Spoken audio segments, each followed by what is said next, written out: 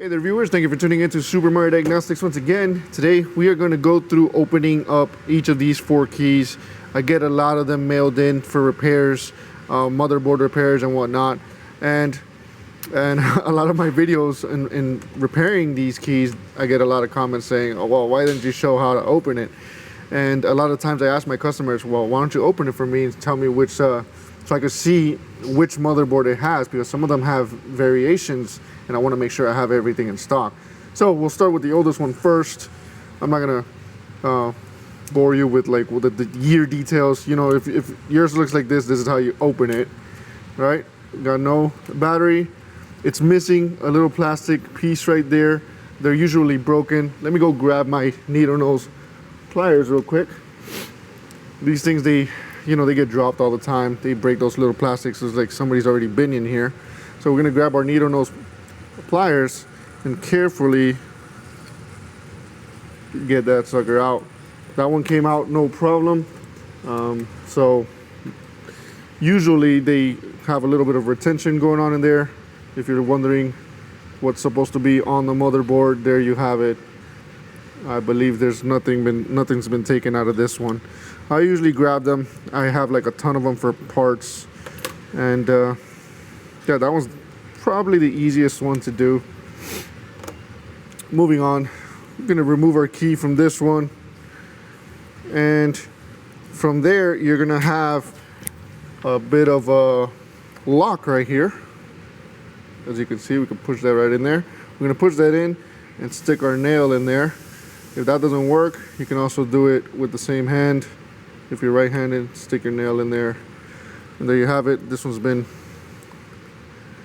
through a lot of water, and this one's supposed to have a tab there as well. That one's missing also. Same thing goes. We're gonna carefully grab our needle nose pliers. It helps to have like these suture pliers and whatnot, and the board is out. Obviously, you're gonna want to be careful. You don't want to damage anything. That's what the circuit board's supposed to look like. I don't think anything's been taken out of this one either. Oh, the coil's missing. So I've already harvested the coil out of this one. But that's what it looks like. We're gonna insert it carefully. Buttons facing you. Push that sucker in to the end, and carefully put on your battery as well. When you do any sudden movements, you have the risk of blowing chips off of that thing, so you want to be very careful. This one, the key's already removed, and we have another lock inside. See if you guys can see this as well. See me moving it back here.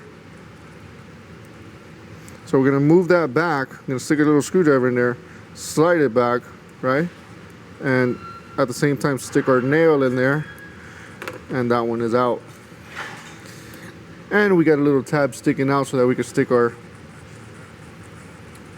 tool in there and slide that sucker out. That's what our circuit board looks like. This is the one that probably has like 3 different variations, if I'm not mistaken. You will have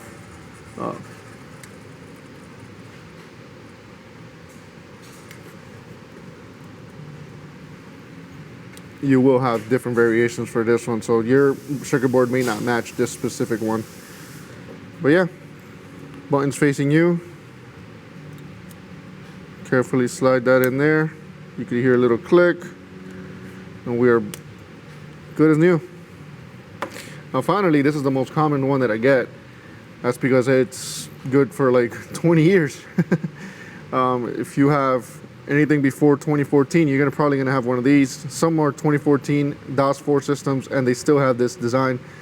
But anything past 2014 or newer, it's gonna be a different key. It's gonna be a proximity key. It's not gonna be one of these. Now these are glued right here. These sides, they have to come off. They are glued on. I typically like to preheat them, but for now we're gonna remove our key. And I'm not gonna preheat it because most of you are probably not gonna stick this in an oven. But if you are, you're doing this at your own risk, by the way. But you should be preheating these. And the way I open these is using my fancy little tool here. We've got my workbench. So I stick this little corner right here onto the bench and give it a little tap. Obviously, you're gonna want to be very careful. You may slip, but you're gonna want to be very, very careful. And there it is, comes right out. I'm gonna do the same thing with the other side. I would suggest you face it towards the back in case it wants to make an indentation. Sometimes it does. And you could just put another cap on it. Boom. Now it's glued on, so there is a little bit of something going on here, but I'm not too worried about that. This is only the beginning. It's actually gonna get a little worse. We have to take this off, so we're gonna head back over here.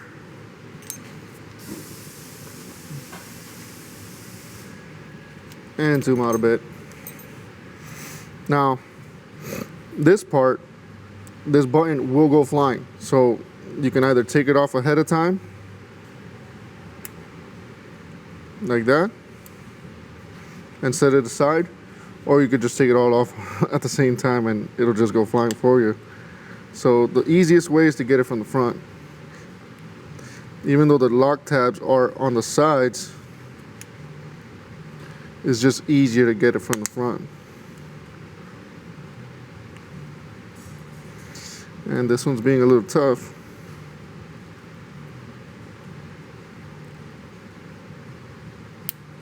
Again, you're doing this at your own risk. This likes to fall out as well. Usually I like to just kind of keep it there to prevent any having to put it back and whatnot. So this is where I would normally preheat this thing.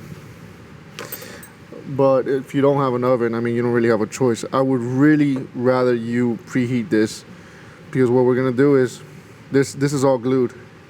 We're gonna cut through all of this. Now, sometimes you might get lucky and you can kind of like get it started with a razor blade. Again, you're doing this at your own risk.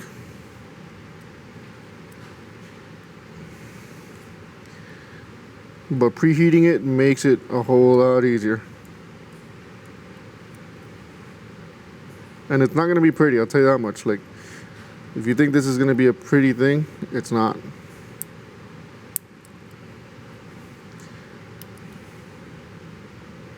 Of course, you wanna be very controlled, very careful. And if you don't have good experience with a razor blade, I highly suggest you don't do this. So again, this is not preheated. I normally would like to preheat it.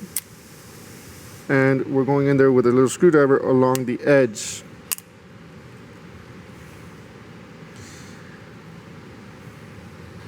They don't want you to open this, that's why they did this.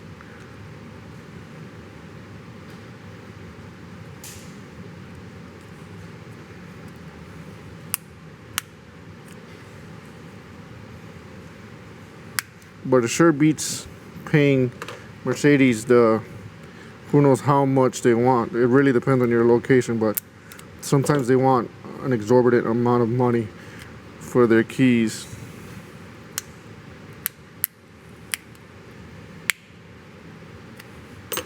All right. Like I said, it's not pretty. It's not meant to be opened. We got no scratches on the motherboard, and that's what it looks like. Now, typically, I get rid of these little tabs here under the microscope, and I can look at the other side of the board.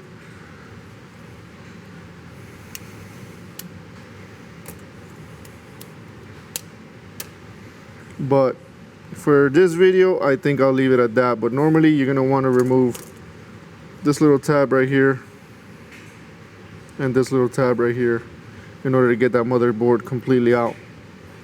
This is a donor board. This is not a customer's board, but I would normally preheat this. It would be a lot prettier.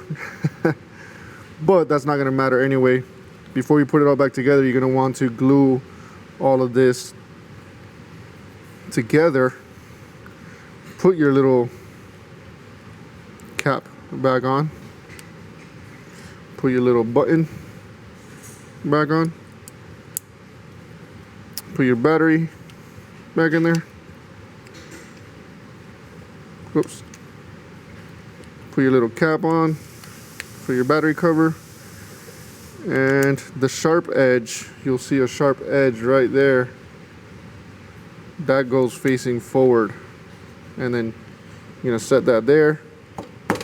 Give it a little tap.